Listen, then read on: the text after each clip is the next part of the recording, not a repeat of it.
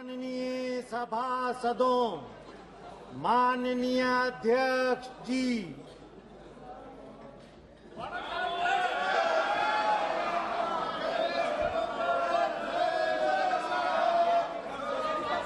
बैठिए।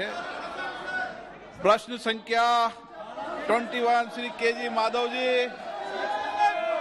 KG Madhav, question number 21 sir, माननीय अध्यक्ष ji, honourable minister gave reply to प्रश्न my संख्या question बोलिए। Honourable that the tenant member, holdings constituted. Honourable member please, question number. Question number 21 माननीय मंत्री जी। माननीय अध्यक्ष जी, उत्तर सभा पटल पर रख दिया गया है।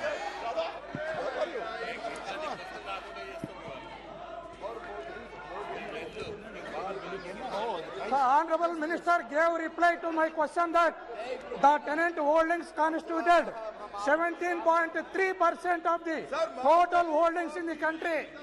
Sir, in this regard, my supplementary question is, sir, tenant farmers are highly vulnerable to adverse climate conditions since they can be evicted due to non-payment of rent to the landowners.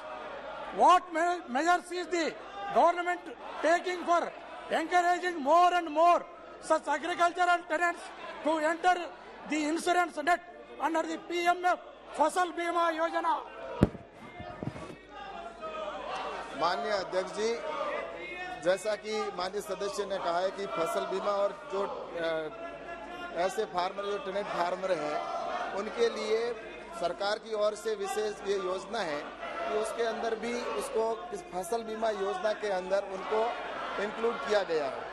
और प्रधानमंत्री आदरणीय नरेंद्र मोदी जी का जब से सरकार बनी है तब से ये विजन है कि हमारे किसानों को उनको उनकी फसल का अच्छी सीड भी मिले और उन किसानों को फर्टिलाइजर भी मिले, उसके लिए उनको चाहे इंश्योरेंस हो तो इंश्योरेंस भी मिले और उन किसानों को लोन भी मिले।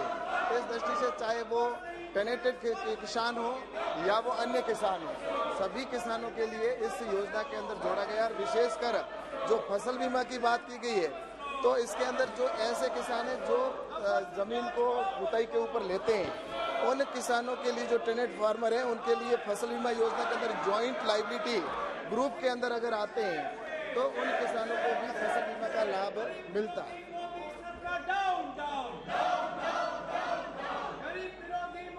My second supplementary.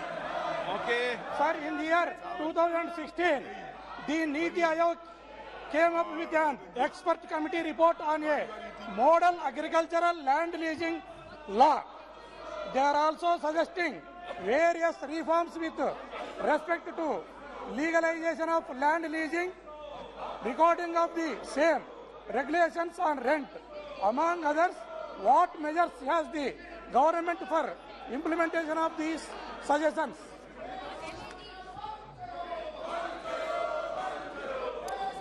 माननीय अध्यक्ष जी, जैसा कि 2016 के अंदर भारत सरकार ने एक मॉडल एक्ट लाया था और इस मॉडल एक्ट के अंदर जो टेनेंसी एक्ट था उस एक्ट को सभी राज्यों के अंदर सर्कुलेट किया और राज्यों ने निश्चित रूप से उन सर्कुलेट को किए हुए उनको कुछ राज्यों ने अडॉप्ट भी किया है और कुछ, क्योंकि ये भूमि और जो संबंध है और कृषि का जो है वो राज्य का विषय होता है और इसके लिए उनको कैसे सपोर्ट देना है, उनको कैसे उनको किसानों को सुरक्षा मिले और इसके साथ ही उनके पट्टों को वैध कैसे माना जाए, इस दृष्टि से जो मॉडल एक्ट प्रस्तुत किया है उसके अंदर कुछ राज्य जैसे आंध्र प्रदेश है उन्होंने अपना एक्ट बनाया है, राजस्थान ने भी अपना एक्ट बनाया है कृषि के लिए और ऐसे ही उत्तर प्रदेश ने भी अपना एक्ट बनाया है। तो इस नाते मुझे लगता है कि किसानों को संरक्षण देने के लिए और ऐसे जो किसान हैं जिनके साथ अन्याय होता है उन किसानों को न्याय मिले, इसके लिए ये एक्ट है वो इसका एक बनाकर और मॉडल एक्ट के रूप में राज्य सरकारों को दिया गया। M Gurumurthy. Honorable Speaker, sir, absence of transparency in tie-ups with landlords makes these tenant farmers pay exorbitant and unreasonable payouts in cash and kind. In most cases, it is 50% of produce. What measures is the government taking to curb such exploitation by the landlords?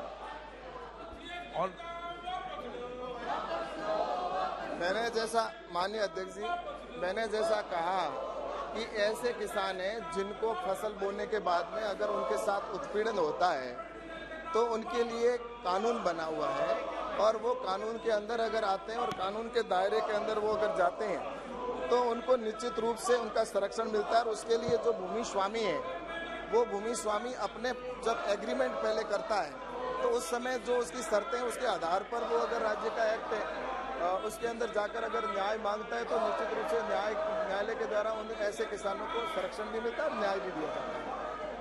Sanjay Jaiswal जी। बहुत धन्यवाद अध्यक्ष जी।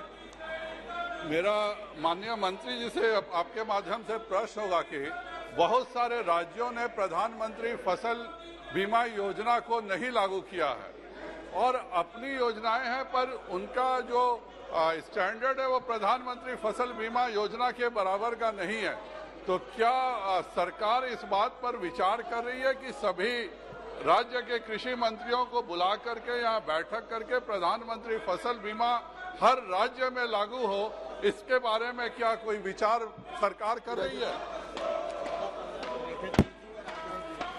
Hello, माननीय सदस्य जी ने जो प्रश्न किया है कि फसल बीमा योजना, वैसे जो फसल बीमा योजना जो नई फसल योजना बनी है उसके अंदर सभी राज्यों से राय लेकर ही उसमें बनाई गई थी।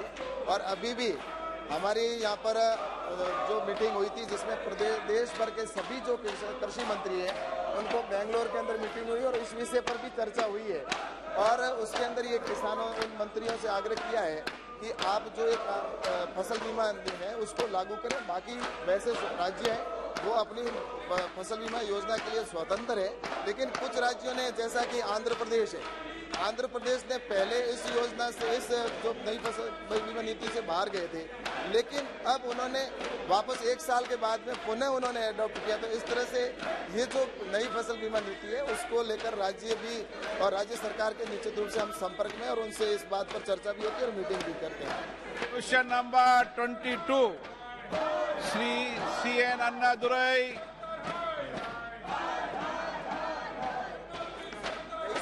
माननीय मंत्री जी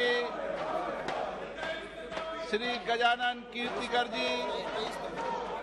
okay, Shri Gajanan Kirtikar ji, Shri SS Pallikam ji, please आज क्वेश्चन। नो, श्री मलुक नागर जी। मैं माननीय मंत्री जी से पूछना चाहता हूं कि जो फूड प्रोसेसिंग मिनिस्ट्री के अंडर जो गन्ने के रेट बढ़ाने की बात आती है, जो थोड़ा सा सरकार ने बढ़ाया उसके लिए धन्यवाद, लेकिन देश में कोई भी ऐसा नहीं है कि जहां पे गन्ने पे पेमेंट रुकी हुई है उस पे ब्याज नहीं मिलता और कहीं पे। अच्छा सब दूसरा इसमें जुड़ी हुई चीज, दूसरी जुड़ी हुई चीज कह रहा हूं, दूसरा कि मेरठ पश्चिम उत्तर प्रदेश जहां बागपत लोकसभा, मेरठ लोकसभा, मुजफ्फरनगर लोकसभा, सहारनपुर लोकसभा, बिजनौर लोकसभा, नगीना लोकसभा, गाजियाबाद लोकसभा, अमरोहा लोकसभा, मेरठ में R&D रिसर्च के लिए कोई इंस्टीट्यूशन खोलने की प्लानिंग है या नहीं है?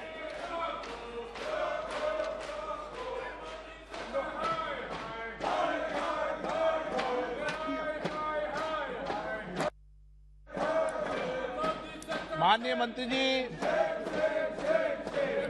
जी जवाब जरूर देगा जी। इस पर भविष्य में विचार किया जाएगा।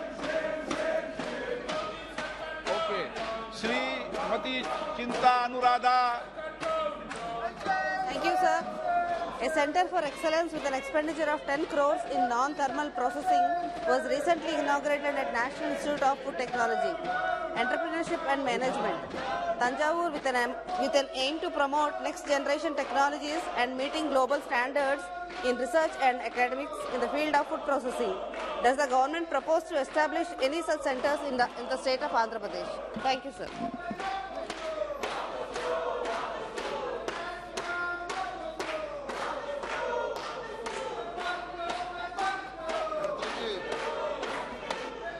आवाज सब सुनाई नहीं पड़ रहा, आवाज सुनाई नहीं पड़ रहा। मुझे सुनाई में पड़ रहा है। तमिलनाडु में स्वीकृत परियोजना 81 है, जिसमें मेगा फूड पार्क 1 है, कोल्ड चेन 16 है, मिनी फूड पार्क 11 है, यूनिट 24 है, बैकवर्ड फॉरवर्ड 9 है, लैब 20 है, ऑपरेशन ग्रीन है, जिनका प्रोजेक्ट कॉस्ट 1328 करोड़ रुपया है और स्वीकृत 348 करोड़ रुपया है। Question number 20 Shri Deepak beige. माननीय सदस्यगण, आपने बहुत महत्वपूर्ण प्रश्न लगाया है, किसानों के समर्थन मूल्य पर प्रश्न लगाया है। आप सदन में प्रश्न नहीं करना चाहते, तख्तियां लेकर आ रहे हैं। ये दादा नियमों की किताब लेकर खड़े हैं और नियमों की किताब आपने पढ़ रखी है। ये नियम की किताब, दादा नियम की किताब पढ़ाओ इनको। नियमों के तहत 349 के तहत सदन के अंदर तख्तियां लेकर आना उचित नहीं है, ये परंपरा ठीक नहीं है। आप सदन के अंदर कुछ मर्यादाओं का पालन करो, अच्छी परंपराओं का पालन करो। महत्वपूर्ण प्रश्न आपने लगाया किसानों पर, समर्थन मूल्य पर। बाहर जाकर किसान की बात करते हो, अंदर सदन में किसानों की बात नहीं करते हो। बाहर जाके महंगाई की बात करते हो, सदन के अंदर महंगाई की बात नहीं करते। आपको पिछले सत्र में मैंने महंगाई की चर्चा के अलाउ किया था, आपने चर्चा नहीं की उस पर। ये उचित नहीं है, गलत तरीका है। नो, आप सदन में चर्चा नहीं करना चाहते। मैं हर विषय पर, हर मुद्दे पर आपको चर्चा करने का पर्याप्त समय, पर्याप्त अवसर देता हूं। सभा की कार्रवाई आज दोपहर 2 बजे तक के लिए स्थगित की जाती है।